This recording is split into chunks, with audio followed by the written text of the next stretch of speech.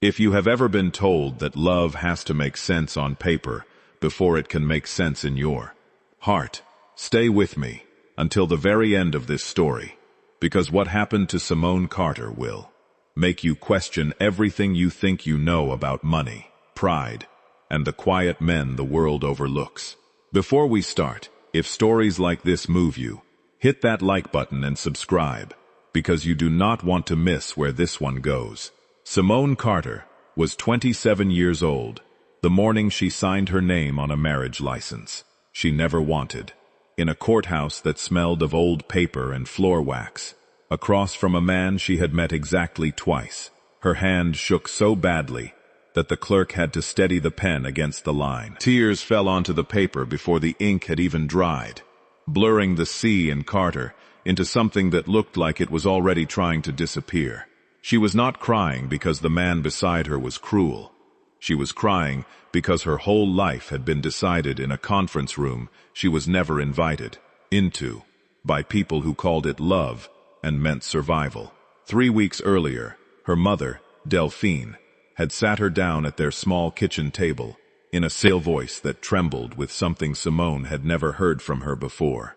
Fear. Delphine explained, piece by broken piece, that the family owed nearly $200,000 to a man named Reginald Voss, a private lender who had quietly financed Simone's father's failed restaurant years before he passed away.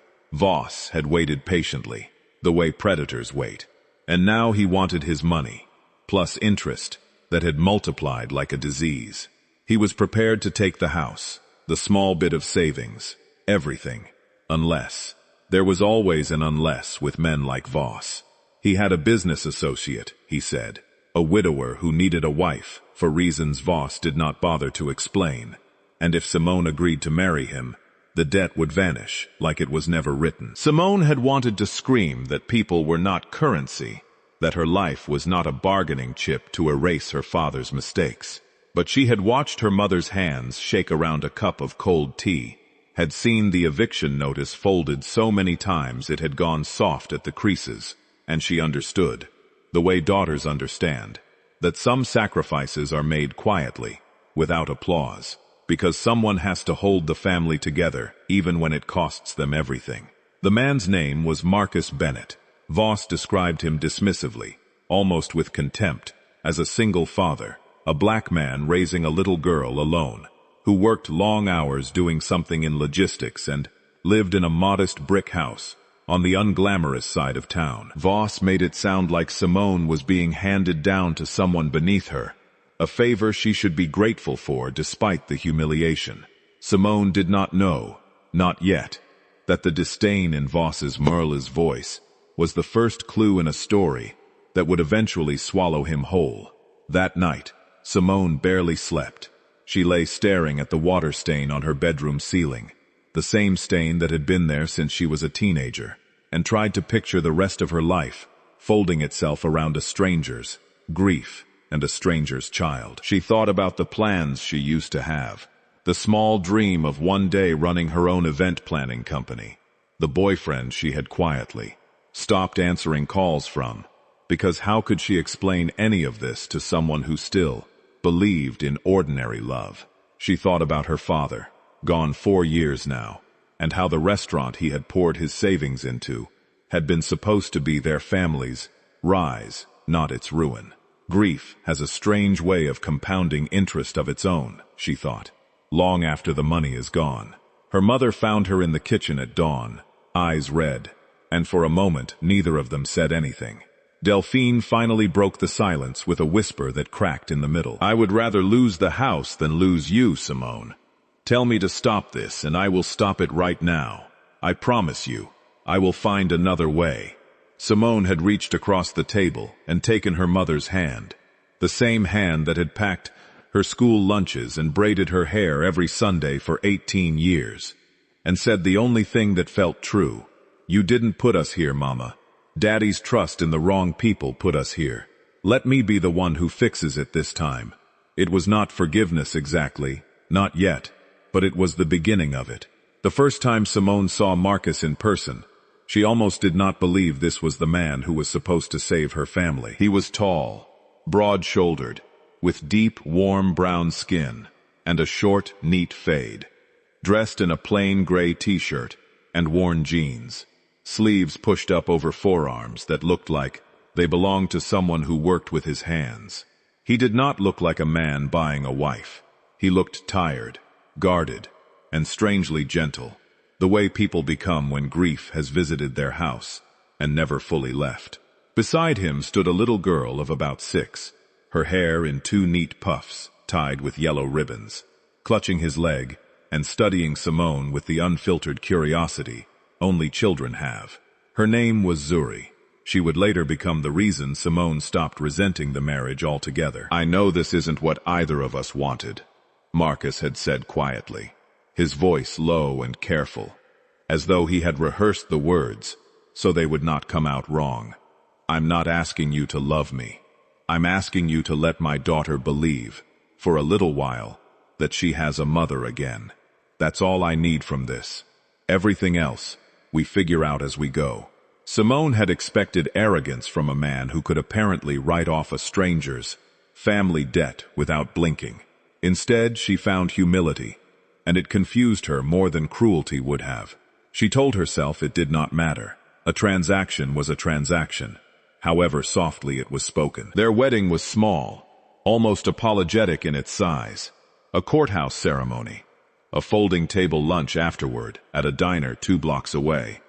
Zuri swinging her legs in the booth and asking if she could call Simone mommy someday. Not right now, but someday, if that was okay. Simone had smiled through the ache in her throat and said someday sounded just fine. Moving into Marcus's house was moving into a life stitched together by routine and restraint. The house was clean, sturdy, unremarkable. Second-hand furniture, a refrigerator covered in Zuri's drawings, a coffee maker that groaned every morning at 6. Marcus rose before the sun, made Zuri's lunch himself, drove her to school, and disappeared for long stretches that he explained only as work without elaborating. He was polite to Simone, careful with her, almost formal, like a man walking through a house he was afraid to disturb. He never once complained about money, never once acted like a man drowning under logistics job wages. And Simone, still bruised from the arrangement, mistook his quiet composure for resignation, rather than what it actually was: control. It was Zuri who broke through first, the way children always do, without meaning to, and without mercy. She climbed into Simone's lap during a thunderstorm, pressed her small face into Simone's shoulder, and whispered that she missed her mommy, who had died when Zuri was 3. And that her daddy cried sometimes at night when he thought she was asleep, but he always made pancakes the next morning, so she wouldn't worry. Simone held that little girl until the storm passed, and something inside her, some wall she had built out of pride and grief and forced circumstance, quietly began to come down. She started noticing things after that, the careful way Marcus checked the locks every night, not out of fear but out of habit, like a man used to protecting something valuable. The single, unlabeled black phone he kept in a drawer that rang rarely but made him leave the room, instantly when it did. The way he flinched, almost imperceptibly, whenever anyone asked what he did for a living, before answering with the same worn phrase, "Logistics, nothing exciting." She noticed the neighbor women who watched him with a mixture of pity and something else, something closer to suspicion, whispering behind cupped hands, whenever he walked Zuri to the bus stop. Not everyone welcomed Simone into that quiet brick house with open arms. 2 doors down lived a woman named Renee, who had spent the better part of 2 years bringing Marcus casseroles he never asked for, and finding reasons to linger on his porch after school pickup. Renee greeted Simone with a smile so tight it looked painful, and within the first week had already managed to mention, twice, how surprised she was that Marcus had moved on so fast, and how she hoped Simone understood what she was taking on with a man who worked such long, mysterious hours. Simone had brushed it off as jealousy at first, but there were other women too, at the school gate, at the grocery store, who studied her like she was a temporary arrangement that would not last the season, an outsider who had wandered into a life she did not understand and could not possibly deserve. Simone began to understand, slowly, that Marcus had spent 3 years being watched by an entire neighborhood that could not decide whether to pity him or circle him, and that raising Zuri inside that scrutiny had made him more guarded than any stranger could have guessed from the outside. One afternoon, Renee cornered Simone by the mailboxes and said, almost sweetly, "You know he's not just some tired single dad stretching a paycheck, right? A man like that always has something he's not telling you." Simone had smiled politely and said nothing, though the comment lodged itself under her skin for days, a small splinter of truth she could not yet locate the source of. She would think back on that conversation many times in the weeks that followed, long after she understood exactly how right and how wrong Renee had been. One evening, Voss himself showed up uninvited, smiling too widely, calling Marcus "old friend" in a tone that made Simone's skin crawl. He asked, almost too casually, when Marcus planned to settle the rest, and Marcus's jaw had tightened in a way Simone had never seen before, cold and immovable, the kind of expression that belonged to someone used to being underestimated and finished being patient about it. "The rest was settled the day the papers were signed," Marcus said quietly, stepping between Voss and the doorway with the stillness of a man who had learned long ago that the loudest person in a room is rarely the most dangerous one in it. "Don't come back here again." Voss had laughed, an ugly, uncertain sound, and muttered something about logistics men not talking that way to people who held their paper, before his eyes caught the way Marcus did not so much as blink, and the laugh died in his throat. He left rattled, glancing back twice at the modest brick house, as though seeing it for the first time, and no longer trusting what it might be hiding. Simone had stood in the hallway long after the door closed, arms wrapped around herself, wondering exactly what kind of man her husband really was, and understanding, for the first time, that whatever it was not the man Voss thought he had bought and sold. 2 weeks after the thunderstorm, Zuri's school held its annual family day, and Simone found herself standing at the edge of the playground, clutching a paper plate of cupcakes she had stayed up until midnight decorating, watching other mothers glance her way with the same guarded curiosity Renee had shown at the mailboxes. Zuri, oblivious to any of it, grabbed Simone's hand in front of the entire class and announced to her teacher, with the total confidence only a 6-year-old can muster, "This is my Simone. She makes the best pancakes, and she's not scared of thunder."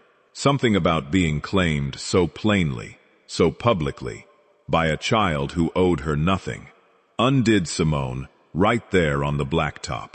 She had spent weeks bracing herself to be tolerated in that house, and instead, she had been chosen, freely, by the one person in it who had no stake in pretending. She cried into a paper napkin behind the bleachers for 5 minutes before she trusted herself to go back and cut the cupcakes. And when Marcus found her afterward and asked if everything was all right, she had simply said, "Better than all right," and meant it more than she expected to. It was after Family Day that Marcus started coming home earlier, that he began teaching Simone the small rituals of the house that had nothing to do with money and everything to do with care.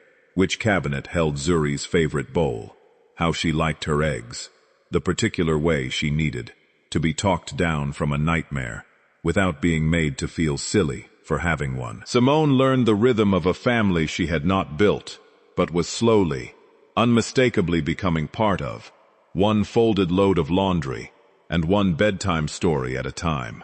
The truth found her by accident, the way most truths do. She was looking for tape in Marcus's home office to fix one of Zuri's torn drawings when a folder slid off a shelf, spilling documents across the floor. Among them was a photograph of Marcus in a tailored charcoal suit, shaking hands beneath a banner that read Iron Bridge Capital Annual Summit, and beneath it, a letterhead bearing his name in bold print, Marcus A. Bennett, founder and chief executive. There were bank statements with numbers so large, Simone had to read them 3 times. A deed to the modest brick house, paid in full a decade earlier, and a folded newspaper clipping, yellowed at the edges, naming Marcus Bennett among the wealthiest self-made entrepreneurs in the entire country. A man who had built a logistics and shipping empire from a single delivery van after leaving college with nothing.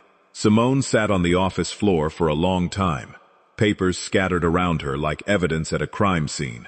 Though the only crime here was a man who had chosen silence over spectacle, her mind raced backward through every small clue she had dismissed, without letting herself examine it too closely. The way Marcus never once flinched at the price of Zuri's school supplies, while other parents groaned about them at pickup. The contractor who had shown up once to check the foundation and stayed 4 hours doing work Simone never saw a bill for. The black phone in the drawer that, she now understood, was probably a direct line to a board of directors rather than a mistress or a pack, as she had once quietly, guiltily wondered. She felt foolish for not seeing it sooner, and then she felt something closer to awe, because a man capable of hiding this much wealth, this completely, for this long, had done it not out of dishonesty, but out of a kind of devotion she had never encountered before. Devotion to a daughter's ordinary, unbothered childhood over his own comfort in being known. When Marcus came home and found her there, he did not deny it, did not scramble to explain. He simply sat down across from her, rubbed a hand over his face, and told her the truth she had been circling without knowing it. He told her, in the same low, unhurried voice he used to read Zuri her bedtime stories, how it had all begun. He had dropped out of college at 21 when his mother got sick, taken a job driving a delivery van for a small regional courier, and noticed within months how badly the company managed its routes, wasting fuel and hours on inefficiencies nobody higher up seemed to care about fixing. He had built a simple scheduling system on a second-hand laptop just to make his own shifts easier, and when his supervisor saw it, word spread, and soon 3 other drivers were using it too. By 24, he had saved enough to buy his own van and take on contracts the bigger companies considered too small to bother with. By 28, that one van had become a fleet of 40. By 33, Ironbridge Capital was moving freight for half the mid-sized retailers on the East Coast, and Marcus Bennett, the boy who used to eat cereal for dinner, because groceries were a luxury some weeks, had become a name whispered in rooms he once could not have imagined entering. His late wife, Angela, had died of a sudden illness 3 years earlier, not long after Ironbridge Capital's success had gone public, and the flood of attention that followed had nearly destroyed what was left of his family. People came out of nowhere claiming friendship, distant cousins asking for loans, women pursuing him for his bank account instead of his daughter's bedtime stories. He had watched wealth turn people around him into strangers, watched Zuri become a target instead of a little girl. And after Angela passed, he made a decision that some would call cowardly and others would call protective. He pulled back from the public company events, hired people to manage the empire from behind the curtain, and built a small, quiet, unremarkable life around his daughter, where no one would look at her and see dollar signs, instead of a child who missed her mother.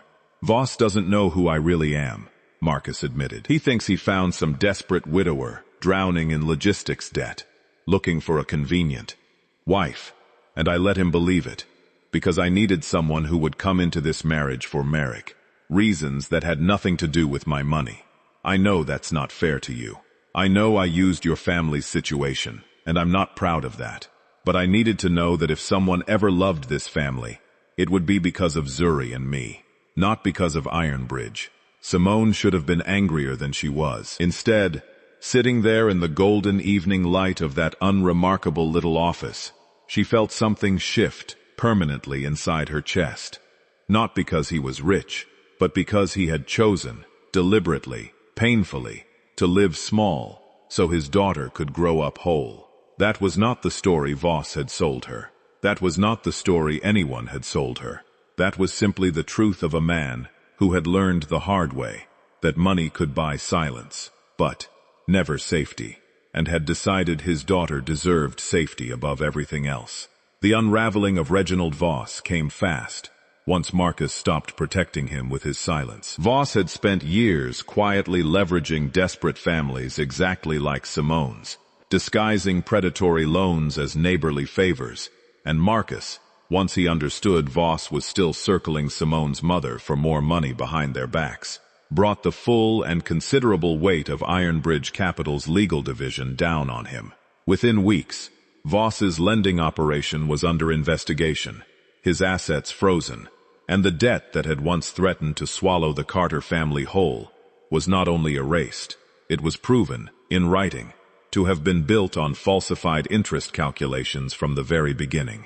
Voss did not go quietly. 2 days before the investigation into his lending practices became public, he showed up at the brick house one last time, banging on the door until Marcus opened it, shouting that he would tell every reporter in the city that Marcus Bennett had bought himself a wife the same way he bought everything else, that none of it was real, that Simone was just another asset on his balance sheet. Simone had stepped out from behind Marcus before he could answer, her voice steadier than she felt, and told Voss that he could tell every reporter in the city whatever he wanted, but the truth would still be the truth, that he had preyed on grieving families for a decade, and that the marriage he was so eager to mock had taught her more about honesty than anything Voss had ever done in his life.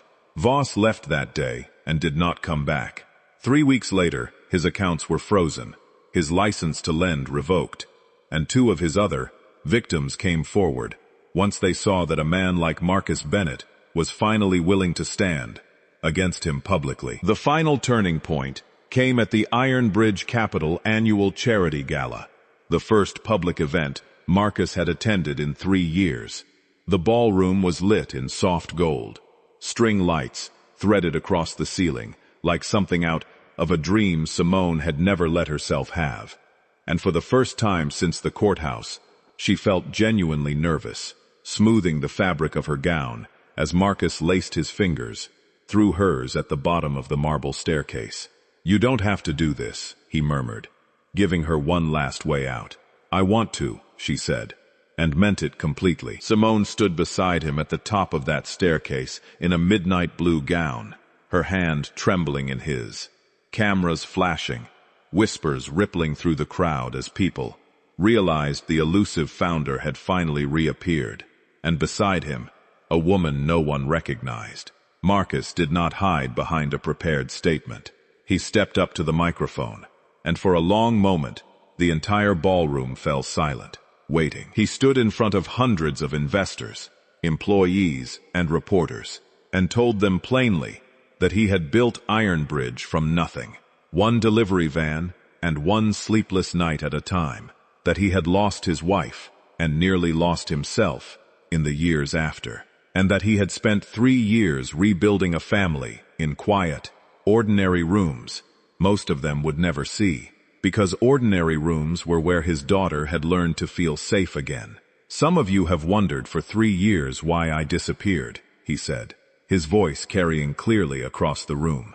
"The truth is, success without the right people beside you is just a very expensive kind of loneliness. I went looking for a family, not a headline, and I found both, standing right here." He introduced Simone not as an arrangement, not as a rescue, but as the woman who had chosen to love his daughter before she ever knew there was money to love instead. The room did not applaud right away. For a beat, there was only stunned silence, and then, slowly, the whole ballroom rose to its feet, and Simone understood that this was the first time in 3 years anyone had clapped for Marcus Bennett the father, rather than Marcus Bennett the fortune. Simone cried on that staircase. The second time in this story she had cried in front of strangers, but this time the tears did not taste like grief. They tasted like relief, like being seen for exactly who she was, and choosing, freely, to stay anyway. Delphine watched the whole speech from a small table near the back. dabbing at her eyes with a napkin. And when Simone finally reached her after the crowd had thinned, her mother pulled her into a hug so tight it forced the breath out of her. "I sent you into that marriage to save this family," Delphine whispered. "And somehow you came out the other side, saving all of us twice over." Simone held on to her mother in the middle of that glittering ballroom and felt, for the first time since the courthouse, that every version of herself, the frightened daughter, the reluctant bride, the woman who had fallen for a man and his daughter without meaning to, had finally arrived in the same place at the same time. Months later, on an ordinary Tuesday morning, Zuri climbed onto a kitchen stool, while Simone flipped pancakes on the same groaning stove, sunlight spilling gold across the same modest brick kitchen that had never once been renovated despite the family's fortune, because some rooms were not meant to be improved, only lived in. Zuri tugged Simone's sleeve and asked, with the same seriousness she had asked everything since the day they met, whether someday had finally arrived. Simone knelt down, flowers still on her hands, and told her yes, someday was here, and it always would be. Zuri considered this with the gravity of a much older person, then climbed off the stool, wrapped both arms around Simone's waist, and said it plainly for the first time. No rehearsal, no hesitation. "Okay. Good morning, Mommy." Marcus, leaning in the doorway with his coffee halfway to his mouth, went completely still, and when Simone looked up at him over their daughter's head, his eyes were wet in a way she had only seen once before. The night of the thunderstorm, when he thought no one was watching. This time, she was watching, and she would not look away again. Ironbridge Capital was still there, of course, still growing, still funding scholarships in Angela's name and clean water projects in 3 countries Simone had never visited before that year. Marcus still disappeared into calls some evenings, still wore the same worn gray t-shirts on weekends, despite owning more expensive ones he never touched. But the house never changed. The stove still groaned every morning at 6. The refrigerator still filled up with Zuri's drawings faster than anyone could take them down. Renee, to everyone's quiet amusement, became one of Simone's closest friends within the year, admitting one evening over wine that she had only ever been rude out of a jealousy she was not proud of, and Simone, who understood better than most what desperation could make a person say, forgave her without much of a fight.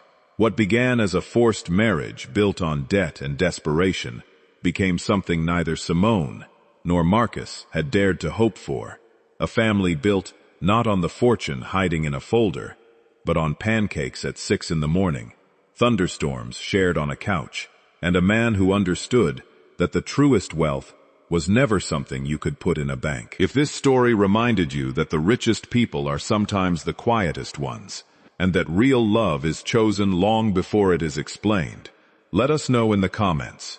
Share this with someone who needs the reminder, and subscribe for more stories like Simone and Marcus's, because the next one might just change how you see the world too.